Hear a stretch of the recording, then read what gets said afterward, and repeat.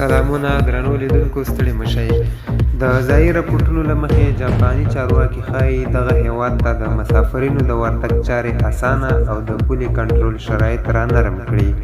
د راپورټونو په وینا له دغې پرېکړې په موخه یې اقتصادي وده په ګوته شوې ده. د کابینې د وزیر مرستیال سی جي کیهارا سیمه ییز تلویزیون سره په خبرو کې ویلي د داخلي ګرځندوی په راجلبولو کې خورا اغېزمن دی.